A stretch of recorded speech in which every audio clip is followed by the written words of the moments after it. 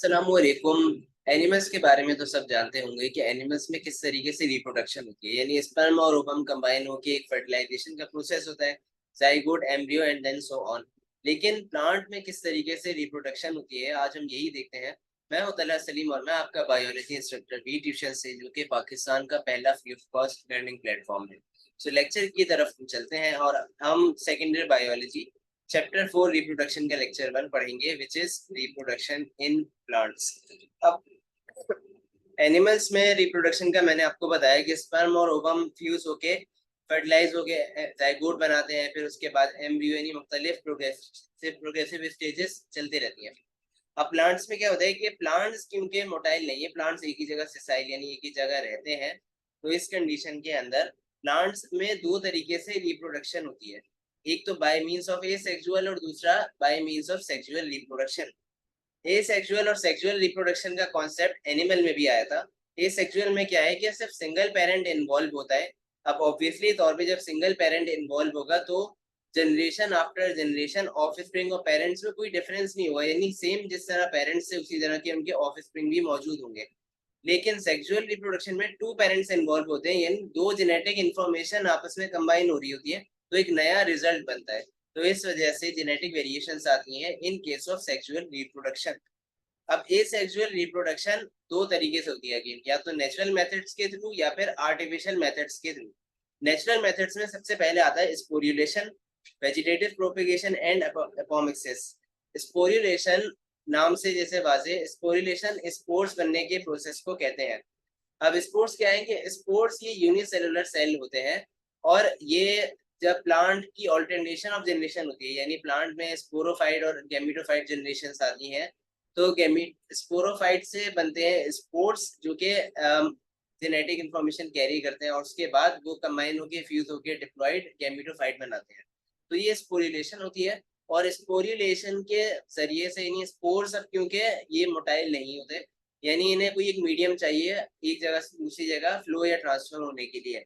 जैसे for example wind है, insect है, तो या फिर ह्यूमंस भी समटाइम्स, लेकिन खैर मोस्ट इंसेक्ट्स के थ्रू या विंड के थ्रू होती है, जैसे डैंडेलाइन से।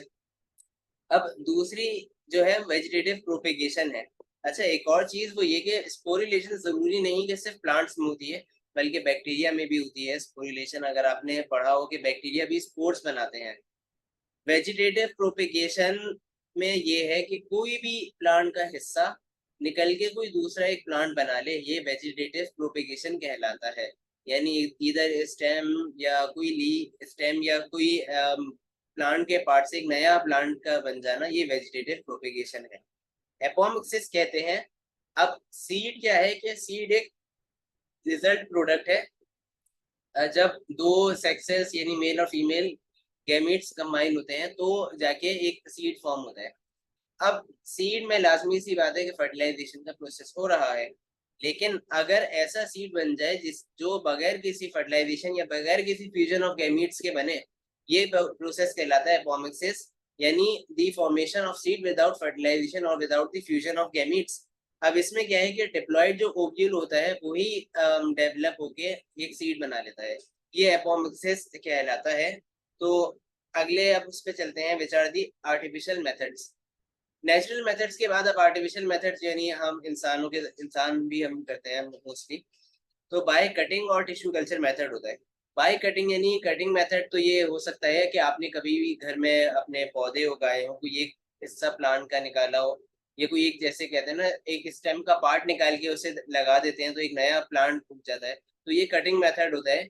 और इसमें क्या होता है कि नया प्लांट बन जाता है, और एक यानी नया प्लांट बन जाता है आपके डिजायर्ड पार्ट से। एक और इसी से मिलती जुलती टर्म होती है क्राफ्टिंग होती है, यानी उसमें ये होता है कोई एक प्लांट के पार्ट को ऑलरेडी जो प्लांट मौजूद है उसके अंदर लगा दिया जाता है। तो इस तरीके से उसमें ये भी पॉसिबल हो जाता है कि एक ही प्लांट में दो तरीके के फूल आ रहे होते हैं। अब दूसरा मेथड जो है वो है टिश्यू कल्चर। टिश्यू कल्चर काफी रिनाउंड मेथड है। टिश्यू कल्चर में ये है कि प्लांट का कोई भी हिस्सा ग्रो करवा दिया जाए लेबोरेटरी में, वो भी एसेप्टिक कंडीशंस पर। एसेप्टिक कंडीशंस होती हैं अंडर, इस कहलाती हैं स्टेराइल कंडीशंस, यानी the environment with no micro organism या विदाउट नो पैथोजेंस या कोई भी इस तरीके की कंटेमिनेशन ना हो, ये एसेप्टिक टेक्निक या कंडीशंस कहलाती हैं। अब टिश्यू कल्चर में बेसिकली ये है कि टिश्यू कल्चर में एक मीडियम होता है। मीडियम क्या है, आप कह सकते हैं न्यूट्रिएंट्स। उस न्यूट्रिएंट में प्लांट का कोई भी स्पेसिफिक पार्ट लगा दिया जाता है, फॉर एग्जांपल स्टेम लगा दिया, और उसके बाद प्लांट हार्मोन सप्लाई किए जाते हैं, जिसकी वजह से क्या होता है, रूट और शूट की इनिशिएशन या ग्रोथ में डेवलपमेंट, ग्रोथ में हेल्प होती है। तो हार्मोन्स के अंडर एक्शन में और उसके बाद न्यूट्रिएंट्स भी मिल रहे हैं, तो प्लांट वो खुद ही ग्रो करके एक प्लांटलेट बना लेता है, जिसको बाद में सॉइल में ग्रो करवा दिया जाता है। अब टिश्यू कल्चर का फायदा ये होता है कि प्लांट जल्दी ग्रो कर जाता है, और दूसरा ये कि डिजीज फ्री प्लांट होता है। अब आपको पता है कि कोई एक प्लांट जैसे है, उनमें अचानक से डिसीज आ जाती हैं या अक्सर फसलें खराब हो जाती हैं, तो उसका हल यह है, टिश्यू कल्चर के जरिए से आप डिजीज फ्री प्लांट्स बना सकते हैं। यानी आप ऐसे प्लांट का हिस्सा लेते हैं जो कि आपको पता है कि यंग है और ये कि इसमें कोई डिजीज नहीं है, उसके फिर हिस्से को आप लेबोरेटरी में ग्रो करवा देते हैं, तो एक नया प्लांटलेट फॉर्म हो जाता है। टिश्यू कल्चर में इसी तरह जो फ्रूट्स बन रहे हैं वो भी ज़्यादा अच्छे बनते हैं, ज़्यादा बेसिकली आपने देखा होगा कभी इंटरनेट पे पिक्चर्स आई हों कि जो बनाना बेसिकली या कोई भी फ्रूट्स होते हैं वो एक्स्ट्रा लार्ज होते हैं, तो वो टिश्यू कल्चर टेक्निक की वजह से होते हैं। अब लेकिन टिश्यू कल्चर में ऑब्वियसली तौर पे ये थोड़ा कॉस्टली भी हो जाता है, क्योंकि लेबोरेटरी कंडीशन है, सेप्टिक कंडीशंस, लेकिन इसके रिजल्ट सही होते हैं, बहुत एक्यूरेट अच्छे होते हैं। अब अगला जो मेथड है टिश्यू कल्चर पे, कभी कभी आपके सवाल जवाब भी आ जाते हैं, right note on tissue culture करके। अब मेथड्स भी हो गए यहाँ पे कंप्लीट। अब अगले चलते हैं, सेक्सुअल रिप्रोडक्शन। सेक्सुअल रिप्रोडक्शन में तो दो पेरेंट्स इन्वॉल्व होंगे, दोनों के गैमीट फ्यूज होंगे और एक जाइगोट बन जाएगा। अब क्या है कि प्लांट्स में डिफरेंट टाइप के सेक्सुअल रिप्रोडक्शन होते हैं बेस्ड ऑन दी मॉर्फोलॉजी या फिजियोलॉजी ऑफ देयर गैमीट्स। तो इस तरीके से तीन होते हैं, isogamy, anisogamy and oogamy. Isogamy, iso कहते हैं सिमिलर को, गैमी मींस गैमीट। आइसोगैमी यानी सिमिलर गैमीट्स, ऐसे गैमीट्स जो मॉर्फोलॉजिकली और फिजियोलॉजिकली दोनों तरीके से एक जैसे हों, यानी मेल और फीमेल गैमीट दोनों एक जैसे बिल्कुल दिखते हों, ये कहलाता है आइसोगैमी, और उनके खुसूसियात भी एक जैसी हों। एनिसोगैमी क्या है, एनिसोगैमी को हेट्रोगैमी भी कहते हैं, यानी इसमें दो डिफरेंट गैमीट्स होते हैं, वो मॉर्फोलॉजिकली सिमिलर होंगे लेकिन फिजियोलॉजिकली डिफरेंट होंगे। लेट सपोज कि स्पर्म जो है वो छोटा होगा, लेकिन ओवम जो है वो बड़ा होगा, उसका साइज स्पर्म के लिहाज से लार्जर होगा, तो ये कहलाती है एनिसोगैमी या फिर हीट्रोगैमी। और दूसरा एक और ये भी होता है कि इनमें नॉन मोटाइल भी हो सकते हैं, मोटाइल भी हो सकते हैं। ऊगैमी तीसरी आती है। ऊगैमी में ऐसे गैमीट्स जो कि दोनों लिहाज से, दोनों एतबार से, यानी मॉर्फोलॉजिकली और फिजियोलॉजिकली दोनों हिसाब से मुख्तलिफ हों, ये कहलाती है ऊगैमी।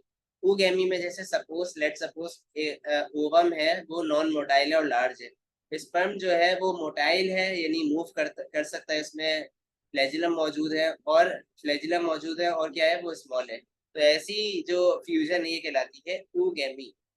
यहाँ पर लेक्चर 1 खत्म होता है। अगर आपको कोई भी क्वेरी हो रिगार्डिंग टू दिस चैप्टर और प्रीवियस, तो आप मुझसे व्हाट्सएप कम्युनिटी पर पूछ सकते हैं। ऑल्सो अगर वीडियो पसंद आई तो आप लाइक करें और हमारे चैनल को सब्सक्राइब करें, और अगर आपको नोट्स अवेल करने हो तो आप हमारी वेबसाइट vtuitions.com को विजिट करें। आपका देखने का बहुत शुक्रिया। फिल वक्त दीजिए मुझे, दीजिए इजाजत। अपना बहुत ख्याल रखें। अल्लाह हाफिज़।